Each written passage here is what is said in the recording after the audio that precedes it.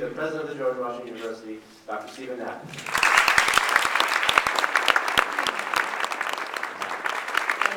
you very much, President. It really is a pleasure. This is my third opportunity, and my wife Diana is with me as well. She was here for the previous two as well. My third opportunity to participate in this Interfaith Dinner, and I did enjoy attending these as iftars the first few years, and I noticed this were beyond Ramadan this year. We still have the opportunity to celebrate this as an interfaith gathering. And I'd like to thank the Student Association, both the Jewish and Muslim Student Associations, the Program Board, and particularly to recognize the GW Interfaith Action, which I believe was actually founded after one of these dinners, I believe the last one, as a way of continuing to develop and to deepen the dialogue, the discussion, the fellowship, the collaboration across the lines of our diverse religious traditions, all of which we honor and celebrate here at the George Washington University. I'm reminded of the fact that, and you've probably heard this before, many of you, but George Washington really did lay out a vision for the kind of university that he wanted to see established in the nation's capital. And he was very explicit about the purpose of that university. It might interest you that he wasn't primarily focused on,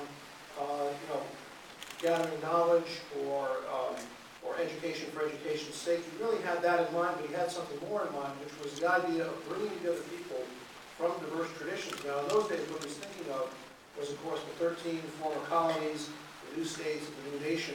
And he actually spelled this out in his last will and testament in 1799.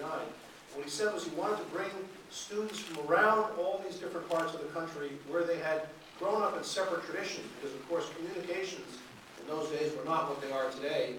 And so they had different cultural perspectives, they had different biases from their regions, different experiences from their childhoods, different climates, different foods.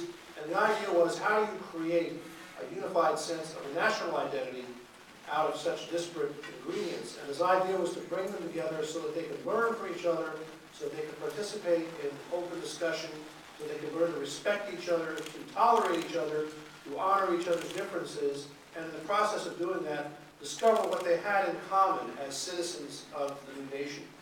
Now, of course, today, as we look at our university, we draw students not from 13 former colonies, but from all 50 states around the nation.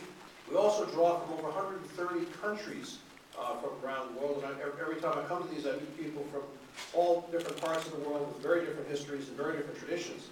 And so as we bring people together, we are a globalized version of the university that George Washington imagined. And when it comes to our interfaith dialogue, we are actually extending his vision of creating national citizens into a vision of creating global citizens who, without giving up or downplaying, minimizing in any way their own distinctive traditions, can nevertheless come together, live together, work together, study together, and in a spirit of respect and openness can begin to forge a global citizenry that can help to address the most pressing challenges of the era in which we live.